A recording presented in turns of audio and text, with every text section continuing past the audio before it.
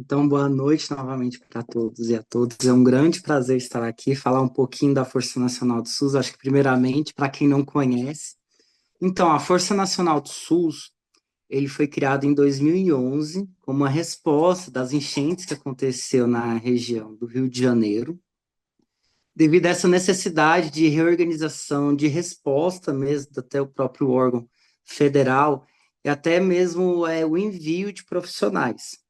Então, desde 2011 para 2024, a Força Nacional do SUS já realizou mais de 100 missões em relação à emergência em saúde pública.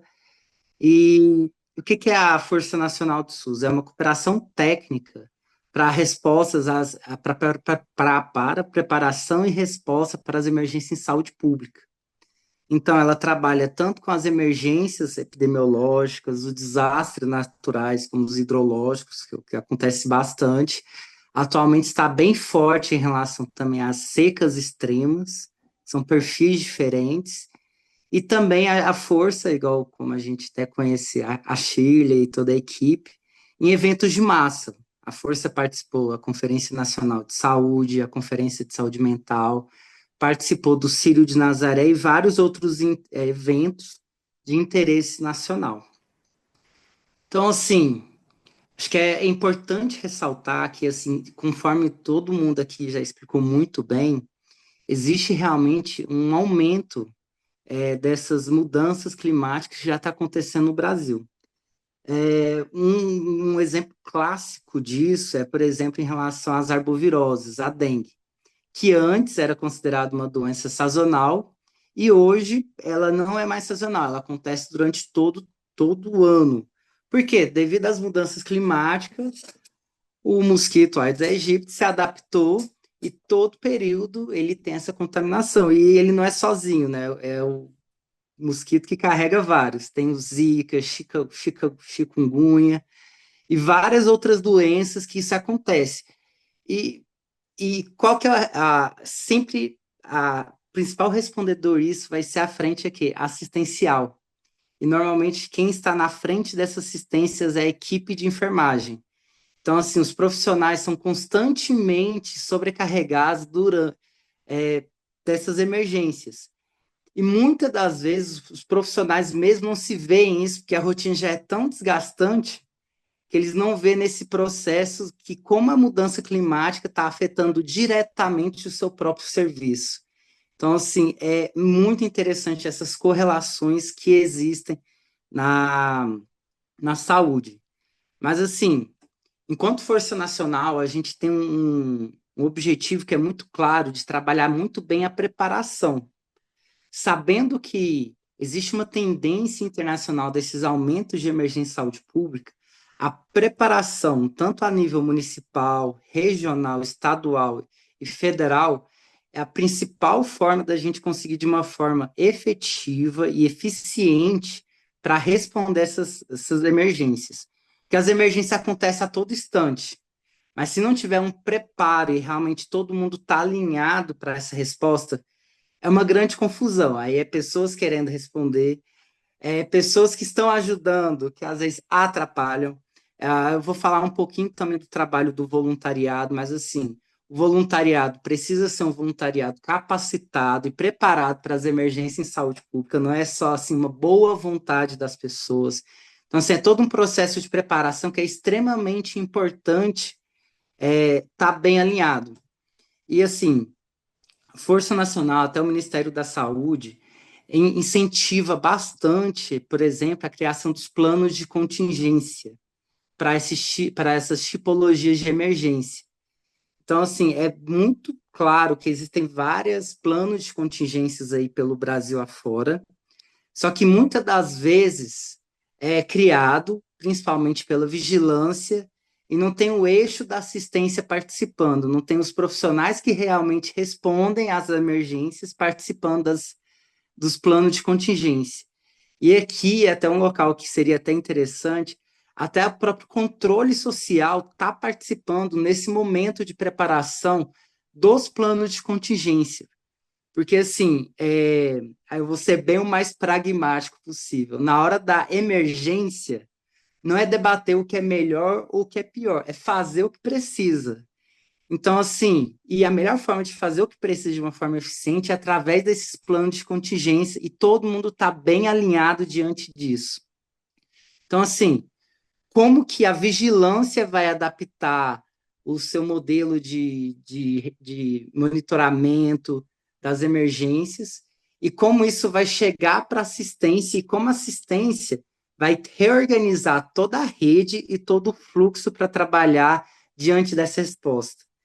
Então, assim, estou na força desde 2020 e um grande papel que existe, aí eu vou falar, né, pela categoria, a enfermagem ela sempre traz esse olhar de reorganização da rede do fluxo assistencial.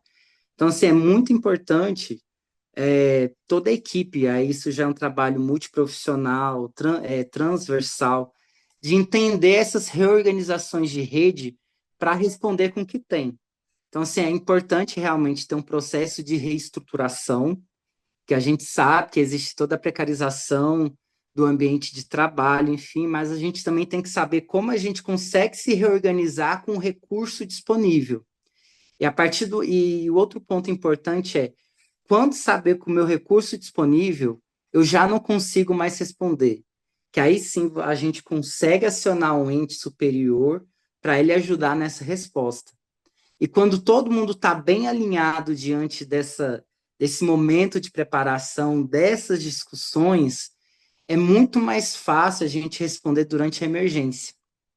Porque, assim, treinar e capacitar as pessoas durante a emergência, que já tem um RH reduzido no mundo real, já tem sobrecarga das responsabilidades, isso é extremamente impossível. Tipo assim, é muito difícil.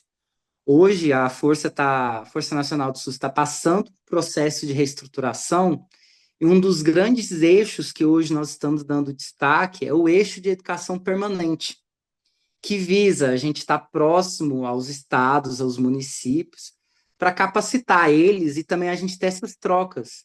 De, por exemplo, a gente também trabalha em relação a incidente, a capacitação de incidente de múltiplas vítimas. Como que o município, o estado responde a um incidente de múltiplas vítimas de uma forma que todos os agentes respondedores se organizem juntos. E assim, a gente parece simples, mas assim, na hora que a gente faz os simulados, a gente vê a complexidade que é juntar várias pessoas para responder, por mais que todos tenham a boa intenção, é muito difícil. Porque o bombeiro às vezes não conversa com o SAMU, o pré-hospitalar não conversa com o intra-hospitalar, e vários outros agentes respondedores não conversam. Então, assim, é muito importante, somente que assim, a gente está nessa pauta, é sempre ter esses incentivos e às vezes até financiamento próprio para esses momentos de capacitação de simulados de mesas, simulações realísticas, para no momento da resposta todo mundo saber realmente responder à emergência em saúde pública. Porque assim, nós estamos na saúde, acho que assim, independente de se você for da urgência, emergência ou da atenção primária, você vai responder algum dia a emergência em saúde pública. E o perfil da emergência, assim, conforme as últimas missões da Força, a gente percebe que mais de 80% dos nossos atendimentos é um perfil de atenção primária. É um perfil que um enfermeiro, um médico da atenção primária faz tanta importância quanto um profissional aeromédico na hora da resposta. Por isso que realmente é um trabalho integrado e todos precisam responder. Especialmente vigilância está bem integrado com assistência, vigilância e assistência está integrada com laboratório, e isso tudo bem pactuado. E um outro grande fator que a gente também não pode esquecer é a participação do controle social nesse momento de preparação. Porque muitas das vezes da resposta, eles não estão participando, ou quando estão participando, não estão realmente integrados para a resposta e não sabem quais são as possíveis ferramentas que eles podem ou que podem cobrar do próprio gestor. Então, assim, isso a gente já percebeu em vários lugares do Brasil, vários planos de contingências criados, e pouca participação, às vezes, do conselho, às vezes aprovando, ou mesmo também não chamam. ou eles nem sabem da existência e cada um fica no seu quadrado e não tem essa participação. Então, assim, acho que esse é um grande ponto importante que existe nisso. O outro grande ponto da Força Nacional do SUS é que a gente trabalha com voluntários. Atualmente, a Força Nacional do SUS ela tem 77 mil cadastrados no nosso banco de voluntários. Isso inclui, a última vez que eu olhei, eu acho que foi ontem, 40 mil são profissionais da enfermagem, entre enfermeiros, técnicos de enfermagem e auxiliares de enfermagem. Então, assim, o nosso grande escopo, né, dos nossos voluntários realmente é a enfermagem, é igual eu falo, assim, o enfermeiro, a enfermagem é a coluna vertebral, né, do SUS, da assistência, então, assim, é um grande apoiador, e nisso a gente respalda muito em relação às capacitações, capacitar o corpo de voluntários para quando chegar na emergência, saberem qual que é o papel do voluntário, que assim, é muito importante o voluntariado saber que assim, não são heróis, vocês são profissionais da enfermagem, são profissionais de saúde que estão responsáveis por uma determinada função. Que o que a gente percebe, e isso é um outro eixo que criou muito, é até o adoecimento da questão da saúde mental desses trabalhadores.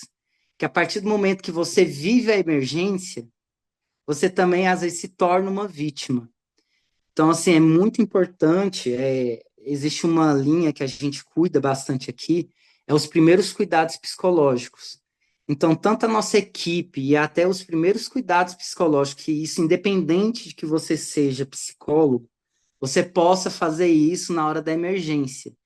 Então, assim, essa questão da saúde mental, tanto nossa, que eu acho que, assim, é extremamente importante ressaltar, que a gente não pode se tornar mais uma vítima da emergência. A gente somos respondedores da emergência. Então, assim, a gente tem que estar primeiramente com a saúde mental muito bem, e a gente está bem claro diante da nossa saúde, mas também a gente é importante a gente saber chegar na população que está afetada. E assim, existem as boas intenções, mas assim, existem os pequenos cuidados que não se podem falar na hora da emergência em saúde pública. Ou vários casos. Então, assim, a gente acaba treinando essas pessoas, a gente passa para o acolhimento desses voluntários para que essas situações não aconteçam.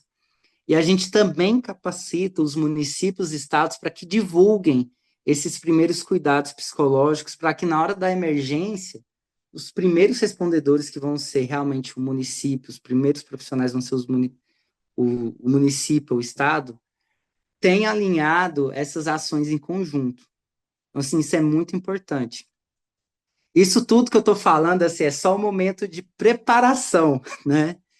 E eu acho que, assim, eu acho que o grande desafio quando a gente pensa na hora da resposta em emergência em saúde pública, né? Acho que, primeiramente, é a logística, porque, assim, como ser uma equipe de resposta rápida, chegar no local da emergência em menos de 48 ou 72 horas, sendo que muitas das vezes o transporte aéreo está afetado, o transporte terrestre está afetado. Então, por isso que a Força Nacional do SUS trabalha com muitas parcerias, por exemplo, com a Força Aérea Brasileira, ou até mesmo com as companhias aéreas, para que o nosso voo seja o mais rápido possível, mas só que também a nossa prioridade sempre é a nossa segurança. A gente jamais entra numa zona que a gente que realmente seja uma zona de risco.